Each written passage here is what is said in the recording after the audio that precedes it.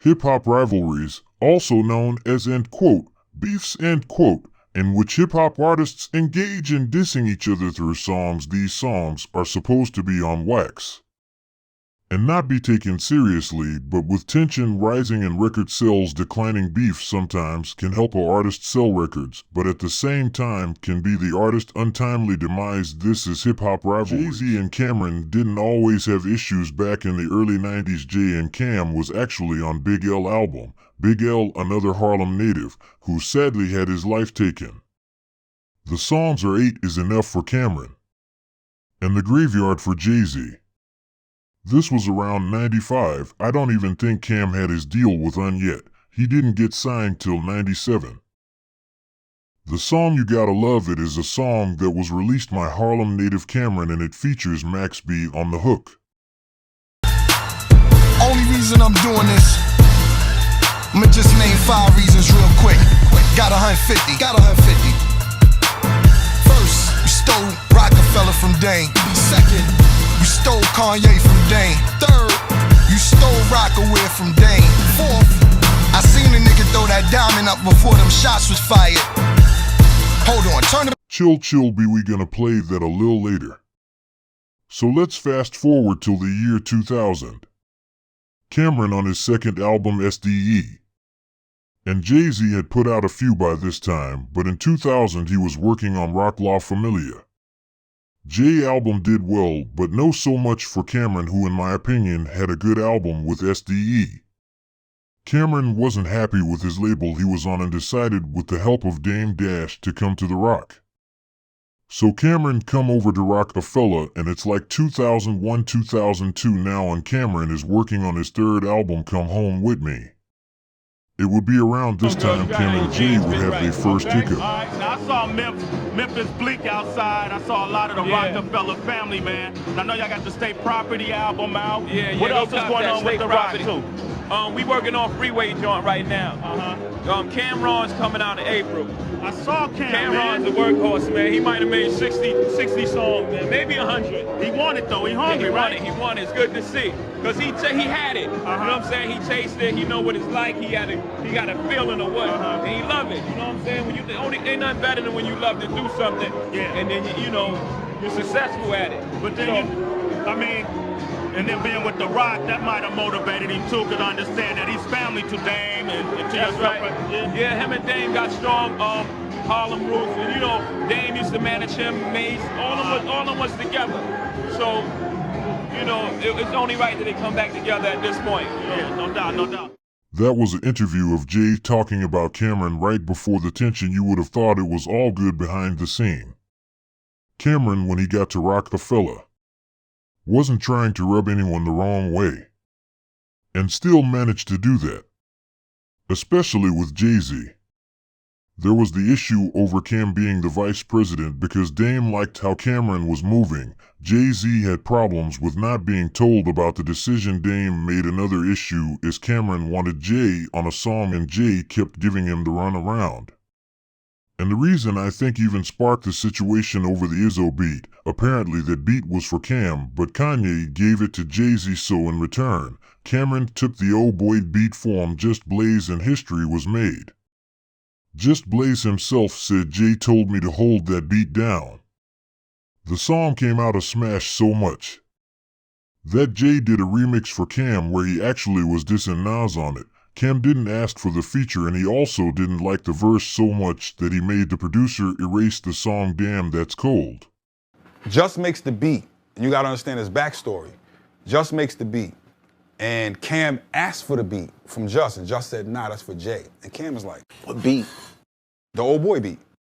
Okay, let's go. Cam made the Old Boy beat. Right. Just made the Old Boy beat, and Cam asked for it, and Just was like, nah, it's for Jay. So Cam was like, all right, cool, no beef, no nothing. We kicking out a whole bunch of stuff.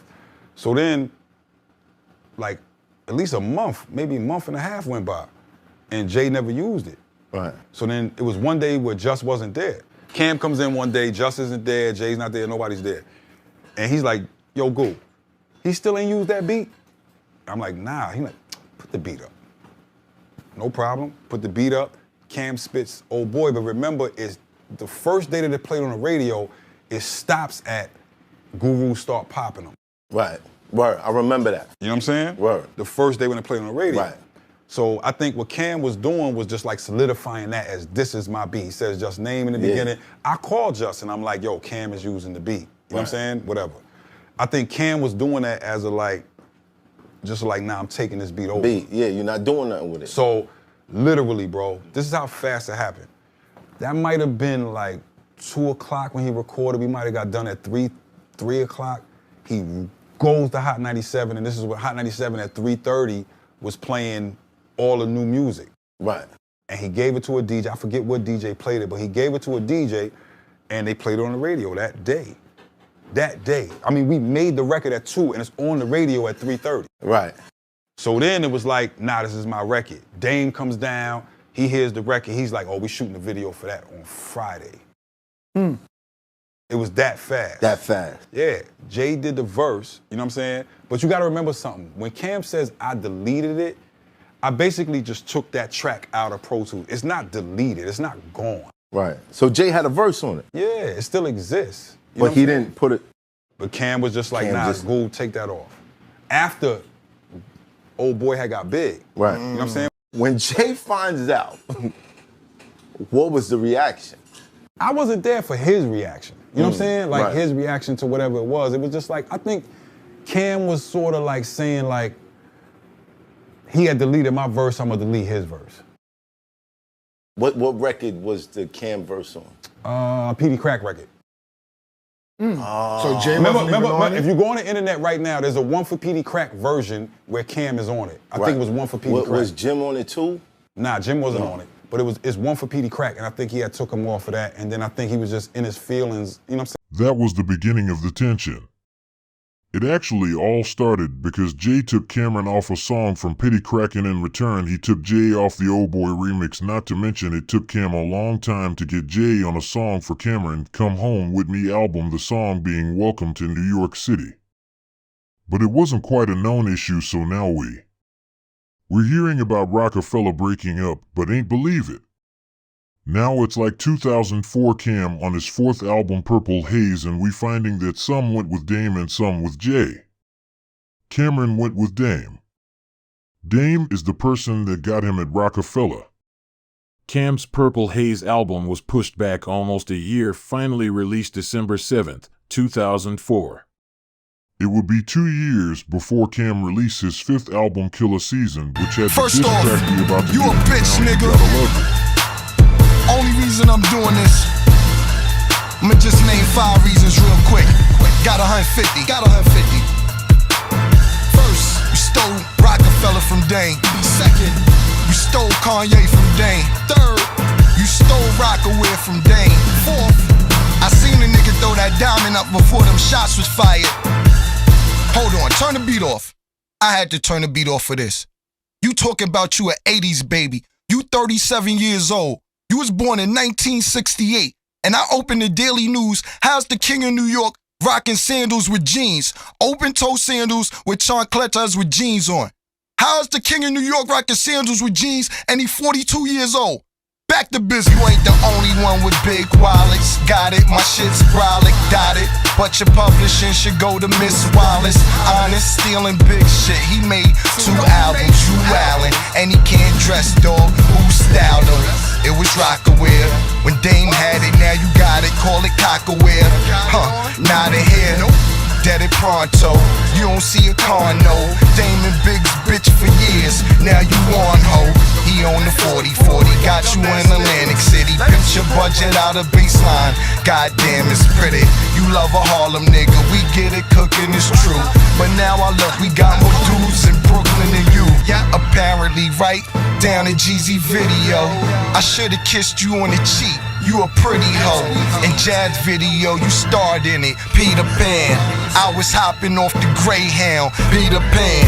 How could he be the man, huh? Only reason, fam. I don't suck dick or kiss ass, and I'm conceited, damn. If you want to hear the rest of the song, go check it out. It's really good. Now it's around the year 2006 and Cameron is mad at Jay-Z for what he did to him, but more so of how the business between Jay-Z and Dame Dash went. Jay basically cheated Dame out of a lot of money. That's what Cam was saying in the opening lines of You Gotta Love It. He say, I'm only doing this for 5 reasons, then he names the reasons. This situation is actually a misunderstanding of egos. Jay didn't respond, but he did allude to Cameron being a snitch. Or suggests somebody from Rockefeller shot him? Of course. That's just criminal. Like, the suggestion that somebody from Rockefeller shot him, that's just like, that's snitching. That's like snitching. No, that's like straight snitching. I ain't even dry snitching. I thought that was dry snitching. I gotta upgrade the definition. But for the record, we didn't shoot him. It's hard to shoot somebody while you do that. I don't know how you do that. Like, I just don't know how you do that. Right. That's gangster. That's like in the movies.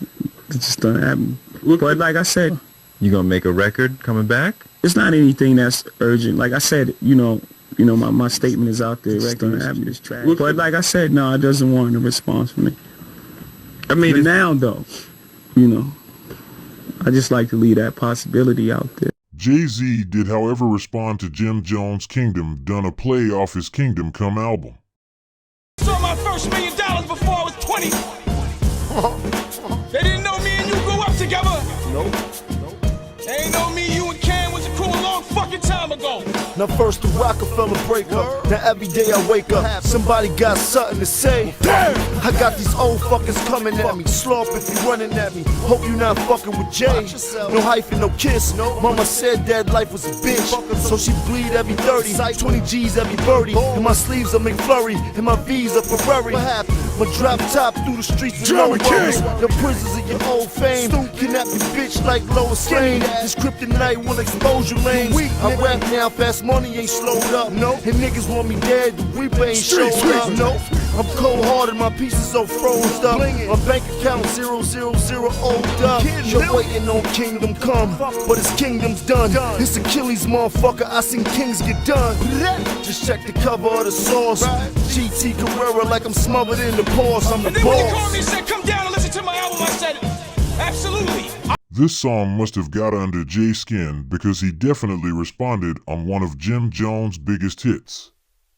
Oh, a little punk ass buck. That's it, nigga. That's ballin'. All right. I guess men lie, women lie, but the numbers don't. It's over for that ballin'. It's my turn. Brooklyn! I wear a mean dark pair of shades. And you can't see my eyes unless my head is bent. It's my turn now. No lie, you know this. Brooklyn! Outside, it's like showbiz. It's my turn. Playing pity pat with a chess player. Brooklyn! Brooklyn get paper, tote big things, chase niggas around they own ball game. Ball game, nigga, it's over for you lanes. Give me back the chain, it's over for you dames. Fuck y'all bras. Didn't they ever tell you don't fuck with a man's family? They fuck with Charles, you kidnap mine. Nigga, I will click clack, push your wig back further than Tyra Banks' headline. Your bank versus mine. If you ballin', nigga, what I'm doing can't beat the fine. The Joneses can't keep up. Maybe my nigga Nas, but I got stronger after Ether. Wow. So let's fast forward to 2007. The issues between Jay-Z and Cameron seemed to have died down. Cameron had a brief situation with 50 Cent over Coke records being a graveyard, but we will get into that on another episode. So now it's 2007 and Cameron is missing and him and his Dipset family are not on speaking terms. Also rumors of a new signee to The Rock. True Life, he apparently punched Cameron in the face over the situation. With True Life. I guess they was beefing or whatever. Them two niggas is beefing, whatever. I'm downtown at a club by myself, Dolo. True Life and like 3 niggas get out of car. I was like, yeah, fuck Dipset, da-da-da. We get into an altercation. To me, that shit cool. I got caught slipping. I didn't know motherfucking, I was beefing with this nigga, but it's fine. I don't got no problem. It is what it is. That's part of the street shit. I don't even know you got beef with the nigga. These niggas got gym jewelry on on YouTube. Yeah, we took Jim Jones bringing all this other shit. And I'm sitting there like, let me know what the fuck going on in the street so I know I'm moving. But we didn't have great communication. The funny thing, Cameron and Jim Jones was not on speaking terms at this time. Jay-Z is now on his 10th studio album American Gangster, where he took slight shots on Ignorant Shit featuring Beanie Siegel. Jim Jones responded with his early 2008 Harlem's American Gangster, a mixtape. The mixtape had several skits in which Dame Dash would talk his shit and explain what a true Harlem nigga. Well, let's fast forward again to 2009. Now Cameron is back on the scene with his Crime Pays album, and Jay-Z with his Blueprint 3. It wouldn't be till 2011 that Dipset would reunite, and the mentioning of an old rival would once again come out. Be sure to check old part 2 of this episode, 2011 to 2022. The studio guru said, yo, Jay said, yo, I got a surprise for y'all. So Cam already, this is already stuff is like,